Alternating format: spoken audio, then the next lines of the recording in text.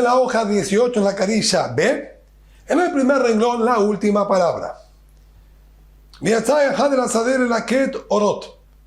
Ya que había nombrado una semilla parecida a la de la mostaza, llamada gargir, la Gemara aprovecha y nos trae algo relacionado con esta semilla. Y nos dice, está escrito en el pasuk en el libro de Melahim, en Sefer Melahim, cuando nos cuenta sobre las maravillas que hizo Elisha el-Naví. Dentro de esas maravillas tuvo lugar una en la que Vayetze Ehad el Asadeh, salió uno hacia el campo, Laket Orot, para recolectar Orot. ¿Qué es este Orot? Tana Mishemed del Bimeir, Ze Gargir. Estudiaron en nombre del Bimeir que estos Orot son esta semillita llamada Gargir.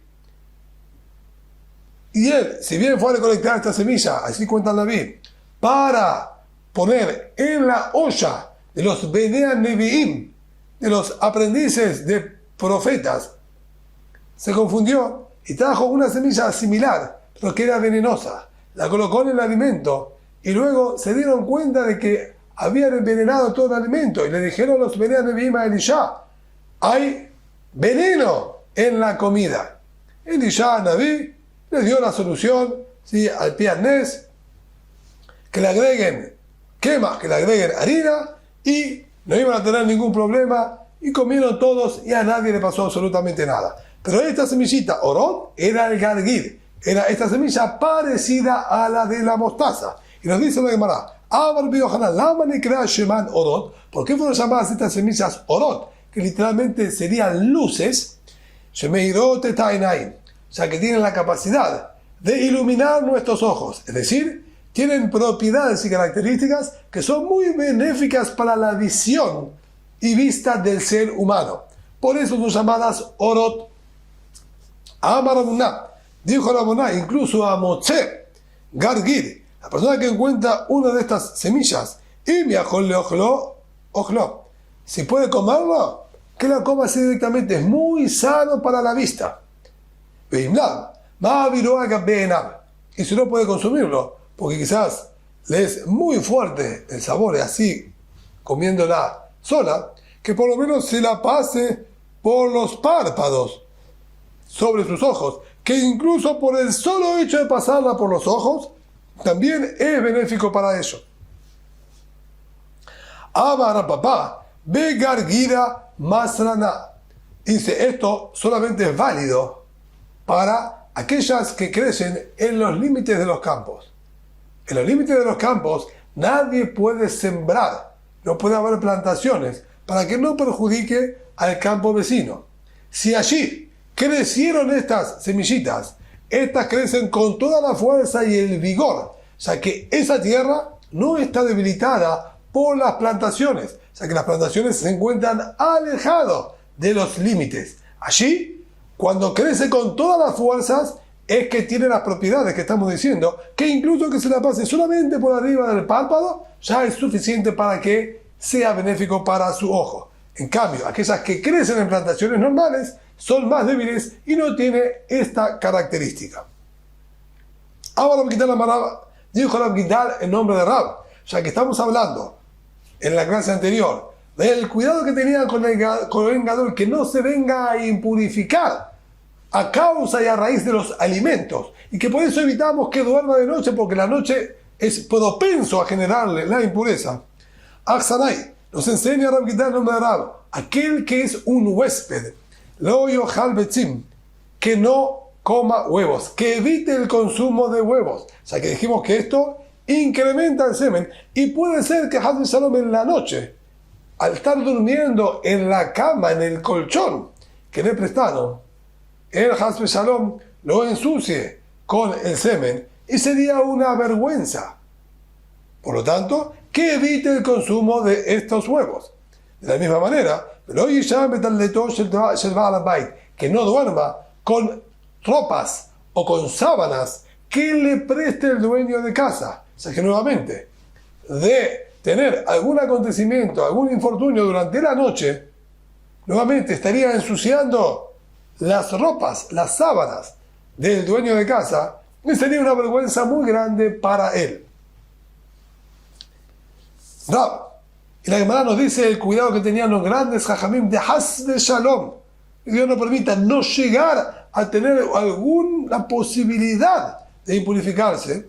Rab, que Mikral de Tarshish, Rab cuando viajaba a la ciudad de Tarshish, que aparentemente era una ciudad en la que él trabajaba o viajaba bastante por algún motivo, dejaba a su esposa en su país de origen y iba allí a esa ciudad.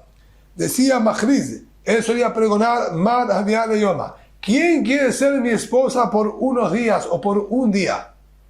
Él dejó a su esposa en su lugar, vino hasta esa ciudad y no quería estar sin ninguna esposa para no tener, Haz de Shalom, ningún tipo de pensamiento fuera de lugar. Entonces él quería estar tranquilo de tener una esposa también aquí. Abnachman, Kalmi, Klal, Shechnezir, también Abnachman, cuando viajaba a la ciudad de Shechnezir, Mahriz solía pregonar Mada Día de Yoma. ¿Quién quiere ser mi esposa por unos días? Dice la Gemara, ¿qué beneficio tiene el tomar una esposa por unos días? Vamos a suponer que se quedaba 3-4 días en esa ciudad y luego volvía. Llegó y ese mismo día se casaba con la mujer. ¿Para qué le servía? Si era evitar cualquier tipo de pensamiento o eyaculación que lo podía llegar a impurificar, Haz de Shalom. La Tania, no es posible, porque estudiamos claramente. Bien, y eso me dijo como Omer, lo Isa Adam Isha, Bimdina Zo, Yenech me Isa Isha, Bimdina Ajere. Este cuidado que ellos quieren tener es una arma de doble filo. Bien, y eso me dijo enseñó que la persona no puede tomar una mujer en una ciudad y otra mujer en una ciudad distinta. ¿Cuál es el inconveniente? Si está permitido, de acuerdo a todas las opiniones de la Torá, tener 2 esposas, ¿por qué no permite el Bienes de Ben Jacob que las tome una en cada ciudad?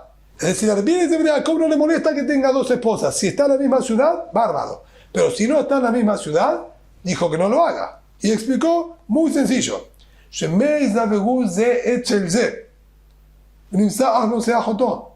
muy posible que tenga hijos en una ciudad y tenga hijos en la otra ciudad. Hacer ciudades distantes. Y en aquellas épocas en las que no había mucha comunicación, no había posibilidades de ver a la otra persona, ni por imágenes, ni por fotos, ni por ningún otro medio, era muy propenso a que estos hermanos de una ciudad no conozcan a los hermanos que están en la otra ciudad. Y Haz de Shalom, se puede llegar a presentar la situación en la que el hermano se case con una hermana, ya que no se conocen. Benimsa, no sea Jotó. Y se puede presentar que un hermano se casa con una hermana. Obviamente eso es una relación prohibida, un matrimonio ilegal. Y los descendientes de ellos tienen condición de mamzerim.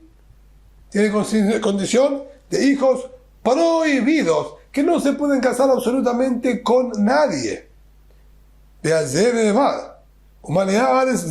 Sobre esto la Torah dijo, llenaron la tierra de asquerosidad. Hijos que nacen de 2 hermanos es algo completamente despreciable y abominable por la Torah. Entonces se tiene que evitar esa posibilidad. Entonces, ¿cómo es que ellos iban a otras ciudades y por un par de días tomaban a otra esposa? Y si ella quedaba embarazada, luego va a tener un hijo y van a desconocer. Hambre, Rabbanán, Kala Itleu. Dice además esas advertencias para el público en general. Que allí no iban a poder reconocer y distinguir si es hermano o no es hermano. Soy hijo de Jacob. ¿Cuántos Jacob hay? Soy hijo de Reubén. Hay muchísimos Reubén. Ni se les va a ocurrir que este Reubén es el padre de ellos. Entonces ahí estaba el riesgo. Pero aquí nosotros estamos hablando de grandes sabios que eran conocidos por su erudición y conocimiento de la Torá. Aparán, Kala y Tleu, los hijos de los Jajamim, son conocidos por la ascendencia que ellos tienen. Soy el hijo de tal Rab, soy el hijo de otro tal Rab. Eso no pasa desapercibido y enseguida es reconocible y no tenemos miedo que vengan a casarse entre 2 hijos de Rabbanim. Entonces, por este lado, no habría ningún inconveniente en tener una esposa en cada lugar. Pero pregunta la Gemara, Be'ama Rabá, Los Jajamim nos enseñaron una regla. Aquella persona, aquella mujer que se le pide la mano para el matrimonio, si ella asiente y acepta esta petición, inmediatamente nosotros sospechamos que esta emoción, estas ansias de querer casarse, haya generado quizás internamente en su cuerpo que tenga una pequeña pérdida de sangre y que nosotros no la podamos ver porque sea una cantidad muy pequeña por la emoción y la situación que vivió. Y los Jajamim nos dijeron que queda impura durante 7 días y recién, luego de los 7 días que se purifique, ahí la podemos permitir. Entonces, si estos Jajamim apenas iban a estar un par de días en aquella ciudad y ellos preguntaban, ¿quién quiere casarse conmigo? Y una mujer aceptó. Durante toda esa semana la mujer iba a estar impura. El Rab no iba a poder tener relaciones con la mujer. Entonces, ¿qué sentido tenía? Y esto es lo que dice aquí, se le exigió a una mujer en el matrimonio, o se le pidió el matrimonio, y ella asentió y aceptó. Tiene que cuidarse 7 días limpios para recién después estar permitida.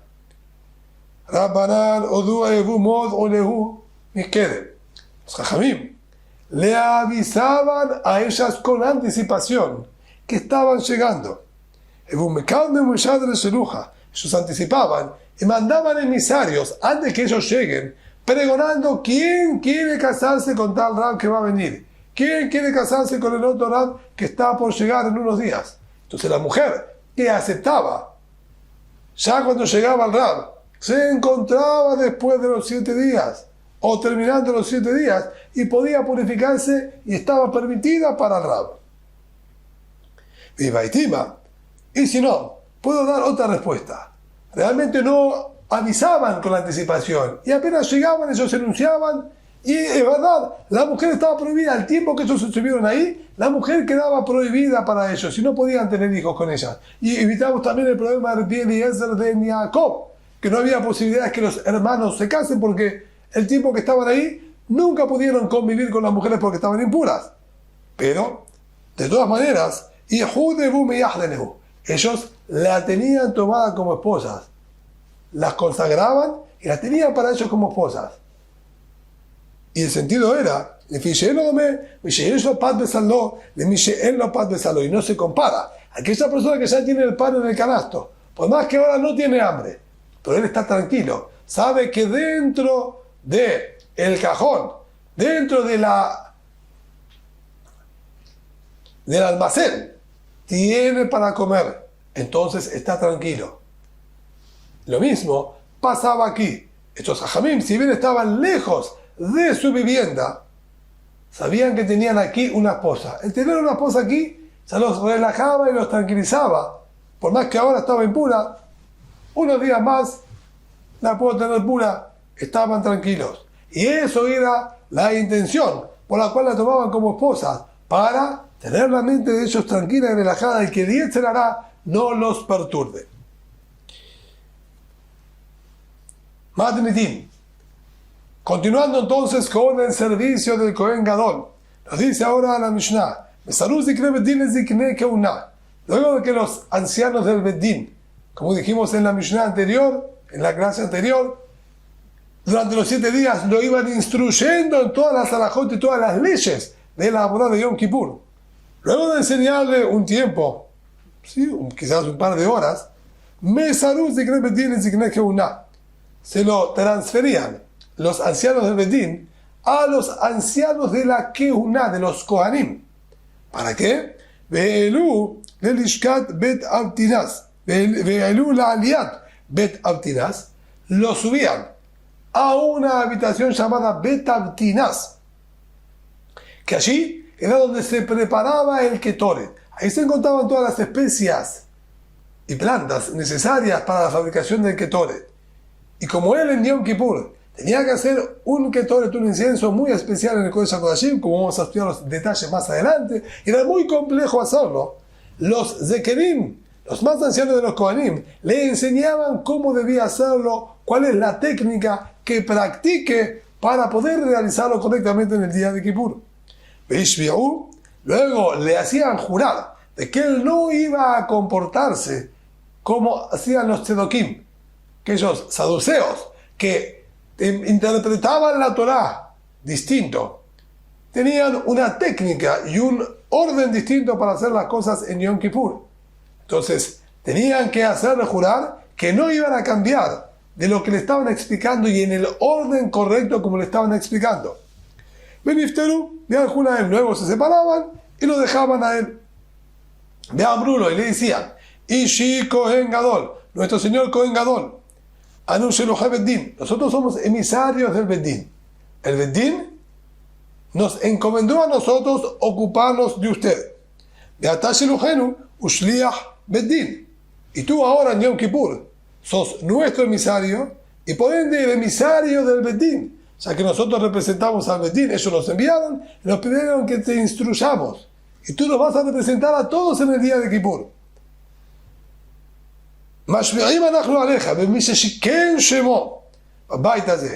Nosotros te hacemos jurar por quien posó su nombre en este templo, en este Bet HaMikdash,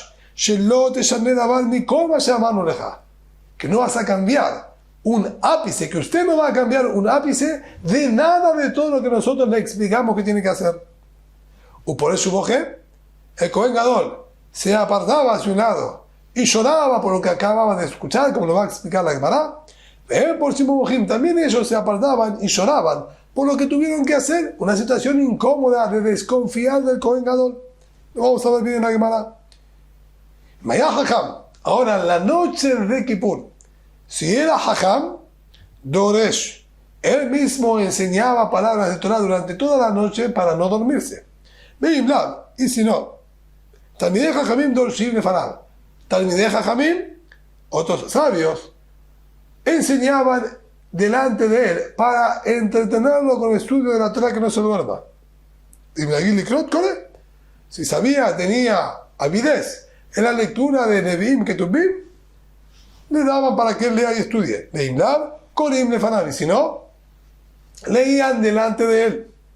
Ubemá Korim Lefanab, ¿qué clase de lectura era la que leían delante de él? Beyom, Ube'ezra, Udibrei Yamim. En el libro de Job, en el libro de Ezra, Sofer o Divrei Yamim, que son textos fáciles, llevaderos, que atrapan a la persona por su contenido. Y entonces, esto facilita que el Kohen Gadol se mantenga despierto y no se duerma. Dejarían que Butal Omer, ve a mí me Kariti de Farad, ve Daniel. Dejarían que Butal, él dijo yo en varias oportunidades, tuve el mérito de encontrarme la noche de Kippur con el Kohen Gadol. Y yo mismo era quien le leía. Y en muchas oportunidades yo leí también delante del Kohen Gadol del libro de Daniel. No solamente Job, Ezra y Divrei Yamim, sino también del libro de Daniel era frecuente que se le lea y yo leí para él de este libro.